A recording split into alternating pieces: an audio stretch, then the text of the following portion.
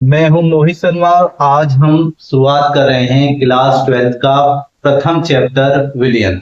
जैसा कि आप जानते हैं कि हमारे चैनल के माध्यम से आप केमिस्ट्री पढ़ते हैं, तो इस बार की बोर्ड परीक्षा के लिए हम तैयारी स्टार्ट करते हैं।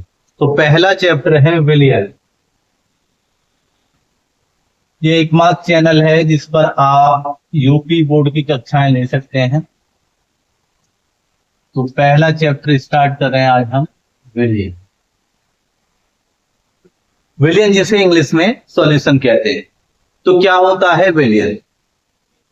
विलियन, अगर आपके पास एक गिलास पानी है और पानी में आपने नमक या चीनी में घोल दी, तो नमक या चीनी घोलने पर ये जो बन जाता है, ये बन जाता है विलियन। अब कैसे विलियन बन गया, क्या खासियत है इसकी? पहली शर्त तो यह है कि विलियन हमेशा एक समांगी मिश्रण होना चाहिए, होमोजीनियस मिक्सचर। समांगी मिश्रण होना चाहिए। तो आपको पता होगा कि नमक या चीनी अगर हम पानी में घोलते हैं तो समांगी मिश्रण बनता है, इसलिए हम इसे विलियन कहने के हकदार हो जाते हैं। तो विलियन को हम अगर परिभाषित करें तो परिभाषित कर सकते हैं दो या दो से अधिक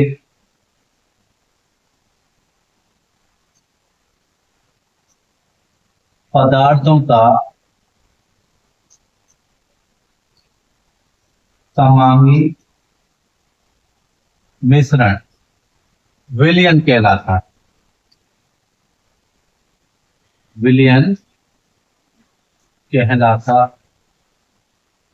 कहने का मतलब है कि अगर इंग्लिश में बोले टू और more components combined together homogeneously is called solution.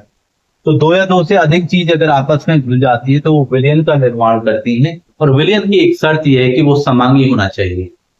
जैसे आप चीनी घोलोगे पानी में तो हर जगह वो समान रूप से फैल जाती है, होमोजीनियसली फैल जाती है, समांगी समान रूप से फैल जाती है। इस वजह से ये नमक या चीनी का जो घोल होता है वो क्या कहलाता है?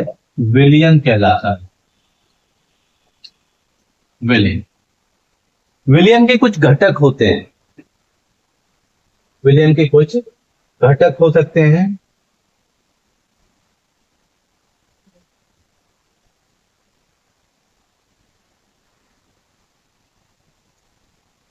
विलियन के घटक होते हैं तो एक को कहते हैं विलेय और दूसरे को कहते हैं हम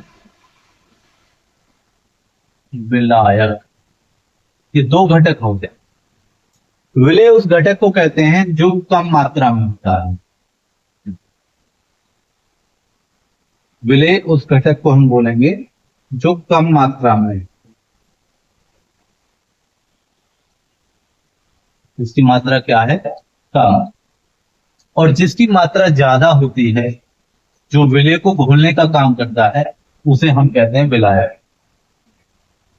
जैसे अभी हम एग्जांपल ले रहे थे,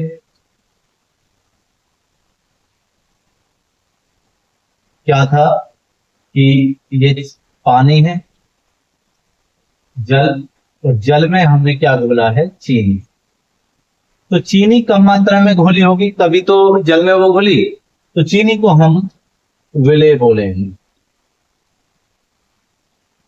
क्योंकि चीनी को घोलने का काम जल ने किया है तो जल को हम विलायक बोलेंगे। तो विलेय और विलायक दोनों मिलकर निर्माण जो करेंगे, विलेय प्लस विलायक, ये दोनों मिलकर निर्माण कितना करते हैं? विलियन का निर्माण करते हैं। तो ये थे आज ये विलियन के घटक। तो अगर लेक्चर आपको पसंद आए तो आप हमारे इस चैनल को फॉलो कर सकते हैं, सब्सक्राइब कर सकते हैं, जिससे आपको आगे की भी कक्षाएं मिलती रहेंगी। ये था एक demo lecture. Thank you, have a nice.